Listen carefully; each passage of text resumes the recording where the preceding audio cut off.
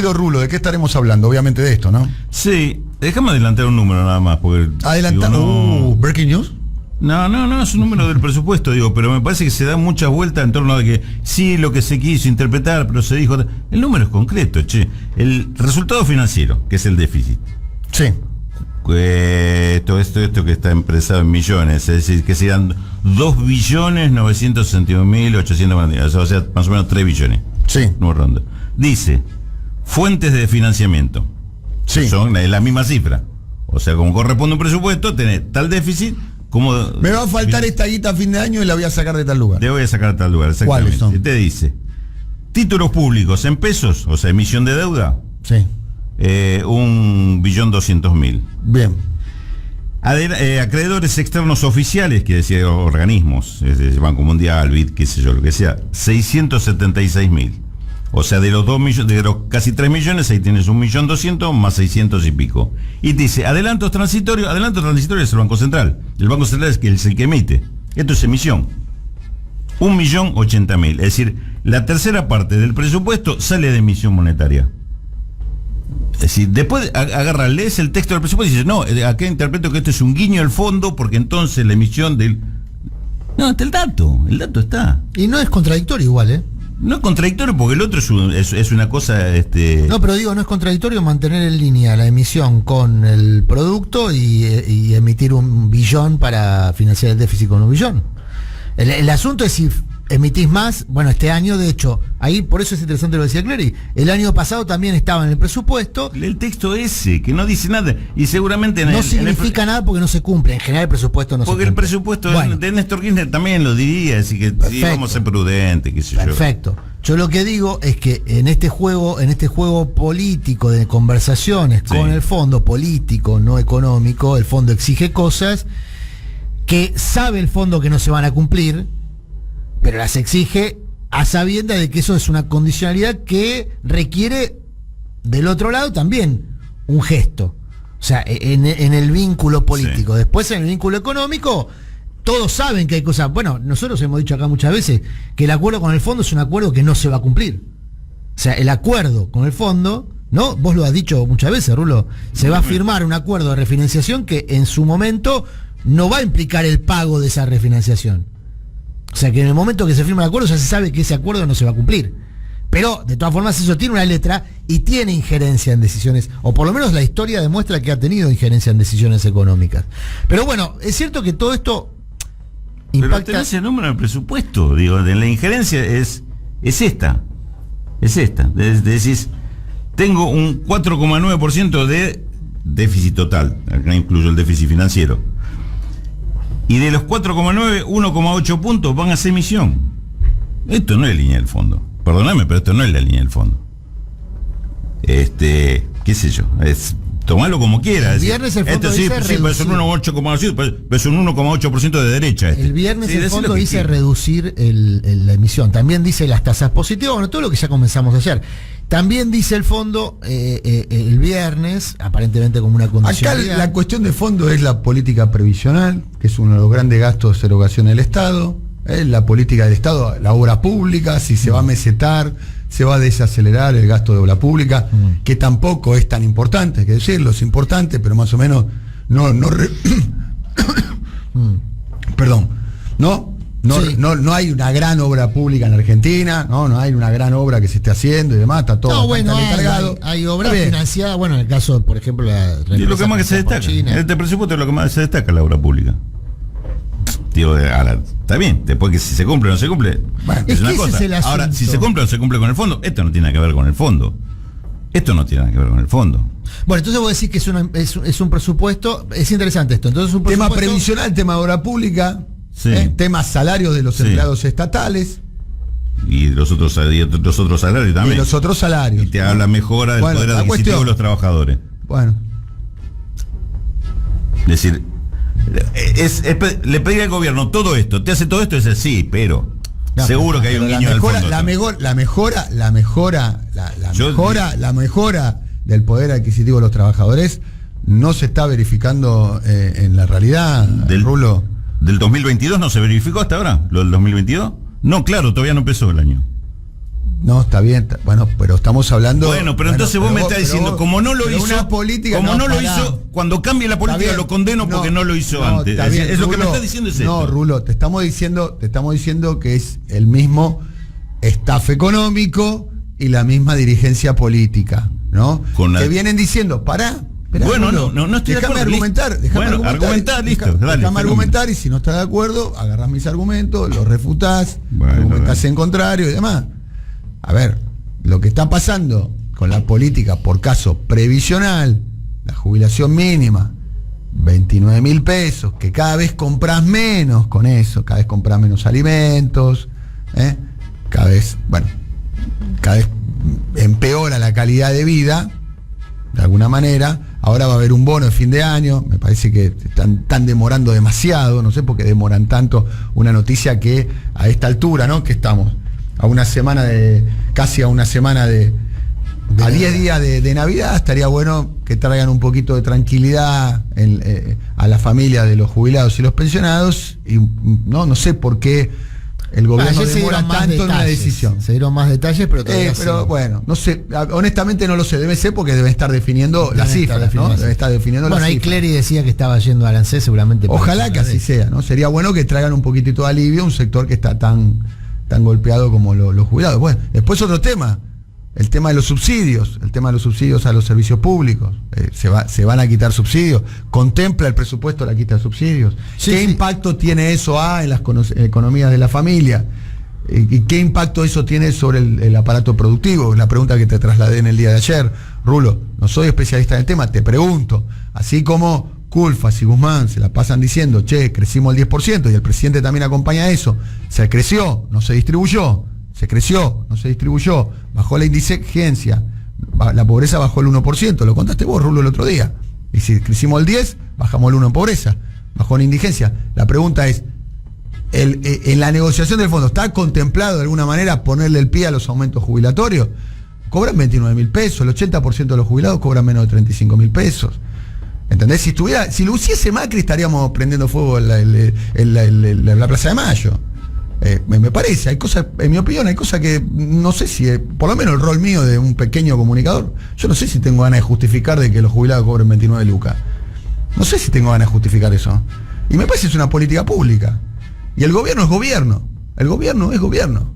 ¿Entendés? Están ahí, ganaron la elección. Entonces, y es más, salen a justificar que perdieron la elección. 4.2 millones de votos perdieron. 4.2 millones de votos perdieron. Fue una derrota, una derrota en todos los términos en la elección de medio término. Y mucho tiene que ver con la política de ingreso. Y yo no sé si este presupuesto contempla un cambio en la política de ingreso, Rulo. Te lo planteo con dos temas muy puntuales. Con el tema subsidio a la energía y el tema de la política previsional. ¿Va a haber un cambio en la política previsional? Un cambio positivo, porque vos sabés que le ponen la plata a los jubilados y se la gastan en comida, y si les sobra un banco le compran un juguete a un nieto, a un familiar, o se pegan un viajecito, no se la fugan, ¿no? Y reactivan la economía. La pregunta es, ¿se va a apostar a eso? Lo pregunto con las mejores de las intenciones, Rulo. ¿Qué dice el presupuesto, por ejemplo, a eso? A ver, terminaste de justificar, argumentar. ¿Terminaste? Bueno, todo lo que decís es una obviedad absoluto. Una obviedad absoluto. Nadie te pide que justifiques una jubilación de 29 lucas. Si lo hiciera, yo me voy del programa porque no tengo nada que ver con un programa que justifique una jubilación de 29 lucas que ni el presidente la justifica. Que el presidente dijo, ya sé que la jubilación es una mierda, la jubilación mínima, lo dijo el otro día en la plaza. Sí, pero el pequeño detalle que el presidente... Ahora estoy argumentando yo. Ahora bancátela un cachito. No te enojes, Rulo, tranquilo. No, ¿por qué no voy a enojar? Digo, ¿qué dice el presupuesto? Punto 1, apuntalar la recuperación económica. Eso es una declaración de principio. Todo eso. A ver, es un presupuesto. Un presupuesto es una declaración de principios. Ahora, porque vos lo estás condenando. Yo creo que el error está en que vos lo condenás. Porque dice, para el 2022 dice que va a hacer todo esto. Sí, pero para el 2021 no lo hizo. Entonces lo condeno. Porque el 2021, entonces te pone a hablar del 2021, el 2020, qué sé yo. ¿Con qué querés que lo compare? Con lo que están prometiendo de ser y decir con lo que van a hacer. Con eso comparalo. Porque es decir, en ese sentido, la respuesta concreta es sí, es un cambio de política, y te lo marco punto por punto. ¿Qué es lo que dice que va a hacer y qué es lo que no se hizo? Ahí está la diferencia. Entonces, va a hacer tal cosa, sí, pero no lo hizo antes. Hablemos del 2020-21 en lo que no hizo. No hay diferencia con Macri, decís. Es lo mismo. Si lo estuviera diciendo Macri, lo estaríamos condenando. Macri nunca hizo un presupuesto prometiendo esto que se promete acá. Se va a cumplir, qué sé yo si se va a cumplir, pero yo el día de mañana tengo este presupuesto y digo, esto es lo que se planteó hacer. No está saliendo por esto o por el otro, no está saliendo. Aparte, agrego argumento, digo, ¿dónde se está fallando con la política o lo que se está desatendiendo? Porque me parece que ese es el rol nuestro, por lo menos lo que somos especializados en el tema, decir dónde está el error. Le pone un acento enorme al tema de la infraestructura y la infraestructura pública. Sí, habla del tema de vivienda, habla del tema de toda la infraestructura vial, infraestructura urbana, del plan Casa Propia. Las obras de AISA son tremendas, se cumple 133.000 palos de obras de AISA, es importante. Obras de energía.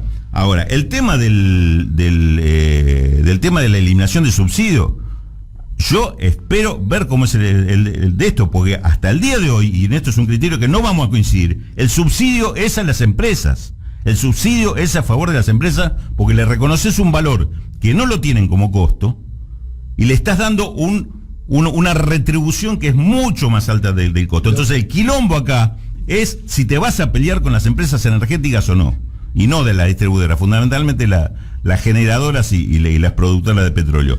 Si le vas a sacar el subsidio a ellos, fenómeno. Ahora, si me vas a tirar todo a la tarifa para que esos tipos sigan ganando lo que ganen, entonces ahí no estoy de acuerdo. Ahora, quitarle el subsidio que reciben las grandes empresas, ¿sabe que yo lo aplaudiría? ¿Sabe que yo lo aplaudiría y no me quedaría con el título simplemente redujeron los subsidios? Cuando te ¿a quién le redujeron los subsidios? Te puedo preguntar, cuando te referís a los subsidios a las grandes empresas, ¿te referís a los subsidios por caso al grupo Techina en Vaca Muerta, por ejemplo? Por ejemplo. Y en Sonisa, en San Nicolás. Bueno, me parece que el recorrido del equipo económico, el equipo productivo, no va en el sentido que vos planteás. O sea, ¿te parece que va a haber un cambio importante? Yo te hablaba, me equivoqué de subsidio, no fui específico, Rulo. ¿Me permitís ser específico? Cuando te refería al subsidio te decía la tranquilidad, que para mí es un mérito, por más, sí. Yo pago poco de agua, pago 600 pesos de agua, y por un servicio que es esencial. Para mí debería Aguas es estatal, eso me estás hablando justamente del tema que no tiene que ver. Es una jurisdicción que no está medida, hay jurisdicciones donde sí se mide. No hay un criterio nacional. No me quiero poner como ejemplo, pero durante el macrismo, es más, durante el macrismo, la gran discusión y una de las grandes razones por la cual yo creo que el macrismo no termina siendo perdiendo electorabilidad y perdiendo el poder en el año 2019, todo el terror que generaba al interior de las familias y al interior de las empresas la boleta que te llegaba. Te llegaba una boleta que de alguna manera te cambiaba la ecuación. Nosotros hemos hablado, ¿usted se acuerda? Sí, pero a ver, te respondo lo de ayer. Claramente que si pegás un tarifazo, como hiciste en los años de Macri, a la mitad o más de la mitad del sector industrial lo dejás afuera del partido. Que no pueden pagar eso y tienen que parar la producción. Obviamente que tienen una dependencia absoluta de ese tema. Es un factor principalísimo. Ahora, eso y discutir la tarifa, como se discutió el año pasado, que era condenar a Guzmán, era el diablo, y era el Fondo Monetario hecho persona, porque pidió aumentar las tarifas un 18%, una inflación del 50%. Si eso es ajuste, es el problema que yo tengo acá permanentemente. Repasemos a qué llamamos ajuste. Y era la diferencia entre el 9% que aplicó Kicillof en provincia o el 18% que proponía Guzmán. ¿Querés que te dé un argumento? ¿Querés que te dé un argumento? El ajustazo era 32 puntos abajo de la inflación. ¿Querés que te dé un argumento a tu favor? Y armar un quilombo bárbaro con la relación con Federico Basualdo, que era el titular del ENRE, afortunadamente todavía lo sigue siendo, como si ahí hubiera una rivalidad del carajo, ahí definís el gobierno, más por un lado para el otro. Digo, eso fue un error de Martín Guzmán, que no leyó un libro de historia y no se enteró que los suboficiales nunca dieron un golpe de Estado. ¿Entendés? Le quedó grande la cancha. No, ningún golpe de Estado. Bueno, quiso tirar por la ventana uno y tuvo que enrollar el barrilete. Y después aprendió, porque de todo se aprende. Y Guzmán tuvo los 4 años de macrismo, estuvo en Nueva York, Entonces no sabía cómo. Aprendiendo a hacer política, está muy bien, está bien. Y venía, te daba clase en La Plata. Bueno, querido compañero Rulito de la Torre, bueno, ahora sí profundizamos el tema del presupuesto presentado ayer, 10 horas, perdón, parecían 10 días, pero 10 horas en la presentación que hizo Martín Guzmán. Dale. A ver, ya marcamos la diferencia con vos temprano, así que ahora sí lo voy a criticar al presupuesto, pero de un punto de vista absolutamente diferente al tuyo. Bueno, a ver, uno de los planteos centrales que hace Guzmán en su relato, cuando hace su presentación, es que uno de los objetivos centrales de la gestión del año 2022 va a ser atacar las causas de la inflación. Y además de darle continuidad a la visión que tiene el gobierno de propiciar la recuperación de la doble crisis, la crisis provocada por la pandemia y la crisis previa provocada por el macrismo. Hay dos. Después hace un punteo y presenta lo que son los 10 ejes estructurales, digamos, de la gestión de 2022.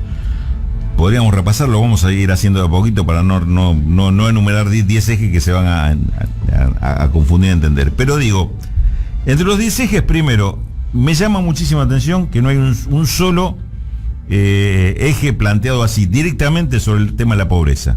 Con Argentina con una pobreza del 40 y pico % y con menores en hogares pobres que llegan al 60%, me parece que no ponerlo como un eje concreto y de la gestión de gobierno, pero explícito. Me van a decir, bueno, los gastos en desarrollo social, en salud, en esto, en aquello, están orientados a eso. Bueno, pero no me lo planteas como un eje concreto, como un eje específico, decir, esto lo voy a cumplir porque es una situación desesperante. Me parece una falta grave, porque ya te habla de la recuperación económica, de la infraestructura y la logística, del sistema de salud, del poder adquisitivo de los trabajadores, pero no me habla de cómo incluís a millones de personas que hoy no pueden trabajar o no tienen un trabajo por lo menos formal, situación habitacional, política crediticia para sectores productivos, etcétera, etcétera, etcétera. Una serie de temas que uno podría vincularlo al tema pobreza. Bueno, sí, de alguna forma le derrama algo para la pobreza, pero no hay un planteo explícito y me parece una falta grande. Y con el otro tema, el tema de la inflación, también me parece, inclusive lo dijo Guzmán ayer, que confía en que después del 7 de enero, cuando termine el congelamiento, un congelamiento que sabemos que no fue demasiado eficiente, está previsto un nuevo acuerdo de precios para resolver el tema. Acuerdo de precios que hasta ahora tampoco demostraron ser demasiado eficiente. Es decir, en el tema de inflación pareciera que no hay un cambio de política y esto es un tema serio. Paso al tema de inflación. ¿Por qué me parece además serio? Porque compromete todo el presupuesto. La verdad que el presupuesto está hecho con una mirada de gastos. Obviamente están planteados los gastos en pesos sin un gasto corriente, pero con una proyección de inflación que está en el orden del 33% para todo el año. En función de eso se da un crecimiento del PBI del 4%, un dólar que llegaría al mes de diciembre, el dólar oficial, estoy hablando obviamente de 131 pesos. O sea, acompañando la inflación. Acompañando esa inflación. O sea, una prevista, devaluación que esté casi un poquito por encima de la inflación. Claro. ¿No? O sea, no, un poquito por abajo. Por debajo. Un poquito por abajo. Hoy está 103, 104, sí. Ponele, ¿no? ¿Cuánto está eso? Sí, es un 30% de evaluación. Claro. Un poquito menos del 30%, o sea, 33, por debajo de la inflación. Por debajo del 33 que sería la inflación. Y una recaudación que aumentaría un 45%. Claro, una recaudación que aumenta un 45%, 12 puntos más que la inflación, obviamente eso es lo que te reduce el déficit fiscal. El déficit. O sea, pero partir de un presupuesto fuerte, que con la misma política vas a bajar la inflación 20 puntos. Entonces ahí me parece que hay un problema. Que estas cosas se tiran más o menos con proyecciones y nunca salen exactamente así, porque sobre todo cuando tenés una economía inflacionaria y tan desequilibrada con la Argentina, está bien. Ahora, vos me marcas una proyección con este eje, que va a ser la inflación del 33%. Cuando empieza a fallar eso, ¿a dónde metes mano? ¿Para qué lado metes mano? Porque ahí empiezan los desvíos. Con estos valores, por ejemplo, ¿te quedás con que los valores de gastos los vas a mantener en función de lo que vos esperabas?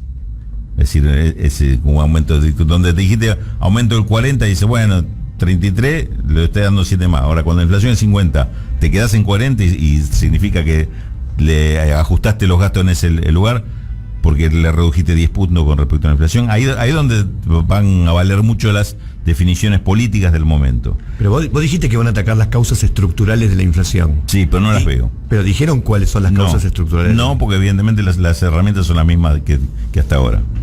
Es decir, igual ya hay un reconocimiento de que la inflación, incluso hasta por el Fondo Monetario Internacional, que es multicausal y que la emisión no es la causa fundamental de la inflación. Ya me parece que el reconocimiento... De a poquito vamos, ¿no? El reconocimiento ya está... De hecho, hasta el Fondo Monetario lo pone en sus propios escritos. Es más, yo creo que por eso le aflojaron, contrariamente a lo que... digamos, un poco lo que discutíamos esta mañana. Por eso creo que le aflojaron la mano con respecto al tema de la emisión monetaria. Claro.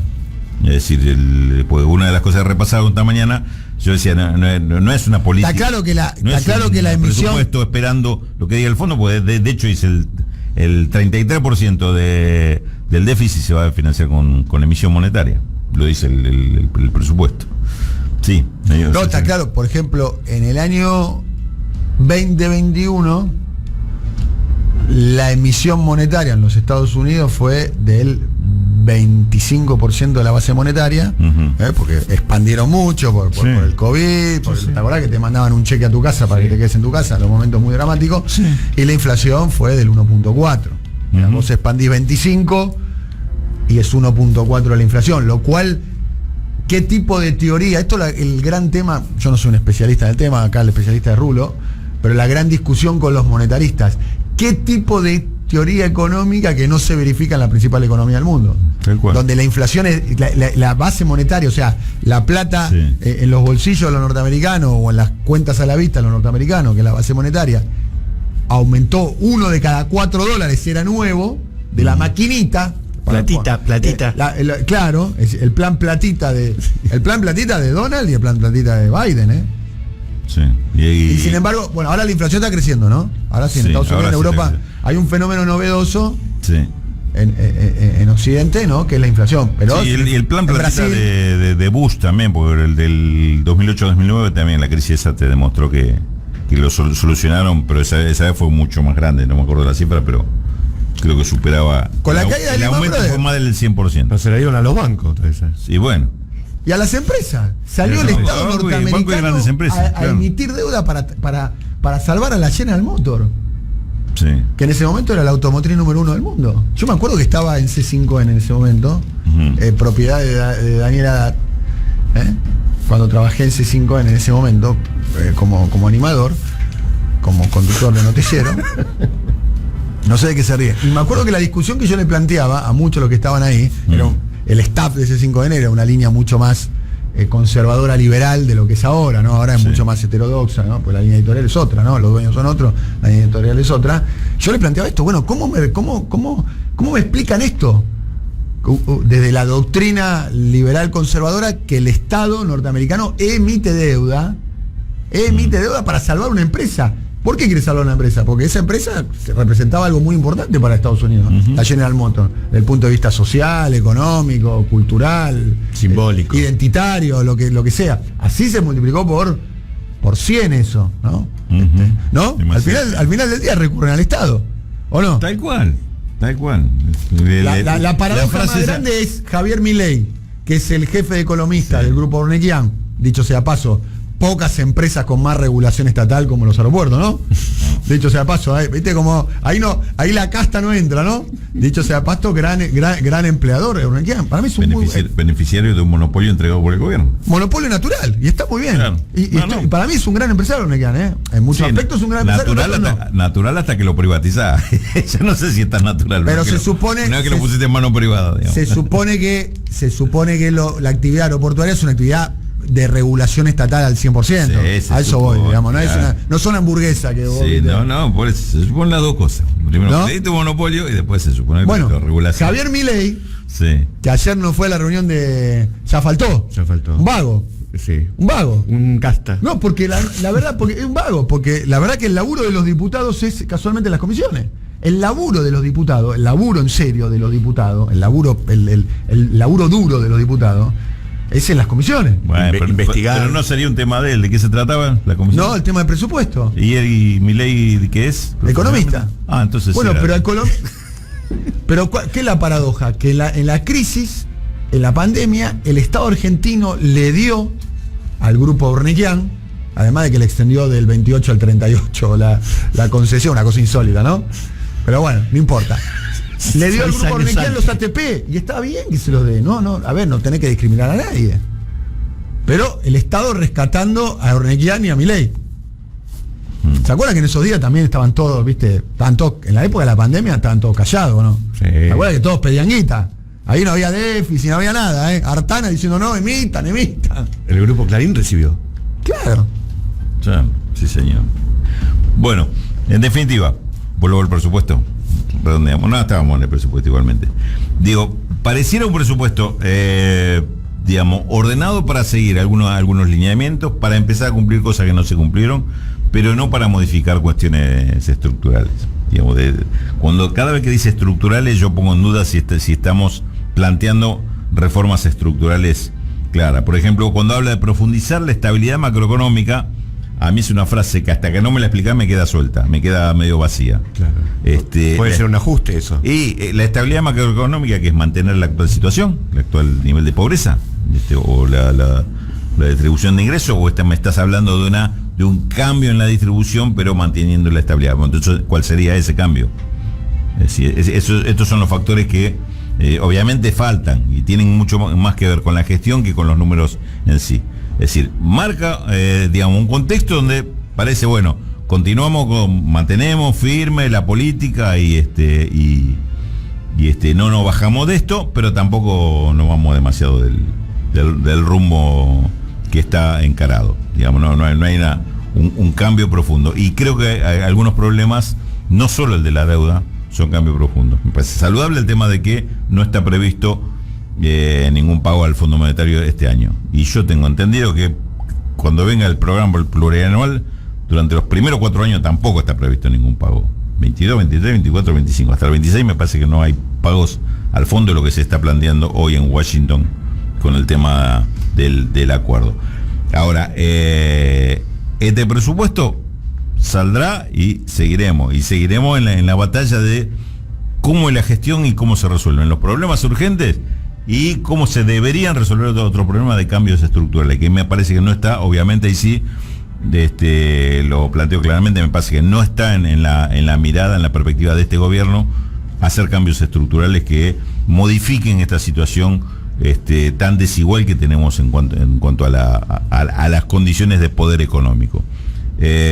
¿Hay ajuste en educación, por ejemplo, en salud?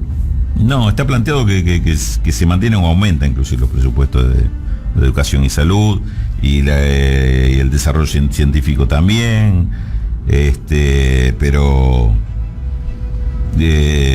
mucho acento del tema de la situación habitacional para planes de vivienda, bueno, digamos, ese tipo de cosas, y sobre todo lo que tiene que ver con gasto en infraestructura puede ser un aporte importante a cierto nivel de distribución, porque hasta ahora todo eso vino bastante postergado. Pero en el resto, digamos, parece que tiene sus límites, una en las proyecciones, otra en que va a depender mucho de la gestión más que de los números en sí, o esto que... No quiero reeditar la discusión de hoy a la mañana. No, por favor. Pero en mi opinión, porque vos, Rulo, no estuviste, profe. No quiero reeditarla porque los oyentes después, viste, se les cae mal la acidez y todo. Pero en mi opinión, Rulo, si no se hace una modificación en la política de ingresos, ¿me entendés?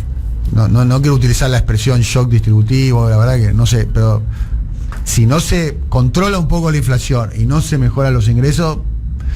No, es la inflación, es el tema de la inflación. Ahora, no modificar la inflación, sino modificar las condiciones de control estructural que tienen estos sectores. Yo lo digo medio en forma irónica, pero con un trasfondo que lo creo con mucha convicción. Hay que sacarle la política de ingresos a los grandes grupos. El gobierno tiene que recuperar la política de ingresos. Hoy la política de ingresos lo tienen grandes grupos, inclusive en los acuerdos que se firman. Las condiciones de los acuerdos las siguen definiendo los grupos dominantes, los grupos concentrados. Si no les Con respecto al tema de la carne, esta cosa de sí, es perdonarme la vida. Es decir, no, bueno, pero para la fiesta no me mates. Hay un planteo un poquito más de fondo con respecto al año que viene. Me parece que el acuerdo Domínguez de la semana pasada avanza un poco, vuelve a poner el Estado en medio de la pelea, en medio de la discusión, pero hay que ver todavía, ¿no? Hay que ver, digamos, tiene otro sistema de control o por lo menos monitoreo de las exportaciones que es interesante, pero digo, me parece que ahí nos seguimos quedando cortos. O sea, a ver, hablando concretamente y poniéndome en otro lugar, de desarrollo ni hablemos. Que este crecimiento tenga que ver con el desarrollo no tiene nada que ver con ahí hay una diferencia fundamental entre el concepto de crecimiento y desarrollo. Es un crecimiento, haces números, aumenta, y ¿qué pasa con la concentración? Y me parece que cada vez vamos hacia más concentración. Entonces, desarrollo, ni hablemos, que definimos nosotros cuáles son los sectores que queremos desarrollar. La carne en noviembre subió 10.8% en promedio. Y te pegaron un salto bárbaro, claro. Un mes. De hecho, claro. Ya, yo recuerdo la época de la dictadura, yo lo leía en la revista Humor, ¿no? A ver si vos te acordás, Rulo, que tenés un poco más de memoria, además es tu tema. Se especulaba con la especie de un INDEC descarnizado, ¿no? Sí. Un INDEC sin la carne, ¿no? Descarnado, o sea, para decir una manera, te calculaban la inflación, sí. Y te soslayaban la carne. Sin el rubro carne. Sin el rubro carne. Porque lo que están planteando acá, lo que plantea también, tengo entendido, Roberto Feletti en privado y también creo que públicamente, diciendo, mirá, los precios más o menos los tengo controlados. Se me fue de las manos el tema de la carne, el tema de los productos frescos, que está tratando de controlar ahora con el acuerdo que están haciendo con la canasta de carnes para la parrilla, de alguna manera para controlar. Pero, ¿qué es lo que dice Feletti? Desagregada la carne, la inflación la inflación de alimentos estaría yendo a la baja, a lo cual es, bueno, pero la carne es un alimento muy esencial, ¿no? Pero las dos cosas son verdades. Y recuerdo ese debate cuando se debatía el tema de la inflación en la época de la dictadura, y muchos planteaban, no sé si lo quiso hacer en el INDEC Martínez de Oz. Sí, yo me acuerdo de comunicar yo me acuerdo los dos índices. Yo me acuerdo que fue una de las primeras conferencias de prensa que fui como periodista. Estoy jugando en vivo, con mi memoria en vivo. Pero yo te digo, al primero que le escuché decir eso fue a Guillermo Walter Klein. El número 2. El número 2. Que después, y el que estaba en INDEC, no me acuerdo el nombre, pero tengo la cara, un pibe muy joven que era el que hablaba. Número 2 de Martínez 2, Guillermo Walter Klein. Guillermo Walter Klein, número 2. Y el que tenían en el INDEC o en comercio, bueno, en comercio estaba Alejandro Estrada. Era el que estaba en INDEC, tendría que repasar, pero es el que empezó a dar los índices así, claro, con carne y sin carne. Claro, acá Paco, por ejemplo, me dice que recién lo entrevistamos y sigue escuchando el programa. Este año aumentó 80 puntos la carne. El 2020 aumentó 80 puntos. O sea, casi, de alguna manera, en un punto... fueron, no sé, 2020 o 2021, pues fueron 2 años mucho de Bueno, muchísimo. por eso, los 2 años 80 puntos, 2021, sí, 2021 80 y pico, sí, por no, eso. Sí. Estamos yendo hacia una uruguayización, en mi modo de ver las cosas, en el peor sentido de la palabra. No, pues estás exagerando, ¿no? En el sentido de que van a... digo, los cortes populares, más o menos, viste que Uruguay es carísimo. Es carísimo. Uruguay es carísimo todo. Porque te exporta todo. Y tienen otro corte encima que... Claro. Inentendible. ¿Entendés? Comer un asado como estamos acostumbrados con ricos cortes. Porque también es cierto, vamos a decir una vulgaridad, te acostumbras a comer rico, ¿viste? Y sí, la mejor carne del mundo. Bueno, una muy buena carne. Te acostumbras a poner, ¿viste? Y eso es una buena costumbre de la Argentina. Que el sector popular tiene ganas de meter en la parrilla un corte rico. No quiere comer una carne dura, una carne... Claro. ¿No? Claro. Bueno, eso es... Quizás estemos yendo hacia eso, ¿no? Pero era Vuelve el asado, ¿no? Vuelve el asado, era la campaña electoral. Era, La campaña electoral. Bueno, el consumo de carne está bajando. Y eso no sé si no tiene repercusión, porque tiene que ver con la calidad de vida, ¿entendés? Acá, el argentino, la argentina, la familia, ¿entendés? De la parrilla tiene que salir humo. Forma parte de, si no tiran algo a la parrilla y sale humo, es un momento que es más que comer carne. Humo en la parrilla y humo en las fábricas. ¿Entendés? Tiene que salir humo de la parrilla. Tiene que salir humo de la parrilla, porque forma parte de. Eso significa cierto bienestar. Es el agasajo, ¿viste? Es el encuentro. Del hombre de la casa, de la mujer de la casa, que le hace una comida a los familiares, que vienen los nietos, que viene la nuera, que viene la. Sí, es eso. Sí. Es algo mucho más que. ¿Entendés? No se arregla con fideo, no se arregla con polenta y demás. Bueno, 11 y 6 minutos. Lo despedimos a Rulo. Rulo se va a Canal 7. Rulo hoy va a tratar el tema ¿no? Sí, señor. Y a la tarde déjame pasar un chivo. Por favor. Porque a la tarde estoy, justo me está escribiendo acá Martín Burgos. A la tarde estoy en el Centro Cultural de la Cooperación presentando el último libro de Gustavo Girado. Muy bien, sobre China. Sobre China. Está todo parado las inversiones de China en Argentina, tengo el dato. Sí, señor. Averiguó vos que sos periodista. Sí, ya averigué. Lo tiene todo parado Gustavo Vélez. No. Yo tengo otro dato. Hay dos datos, que lo tiene Gustavo Vélez y Vélez Gustavo, depende. ¿Quién lo tiene parado?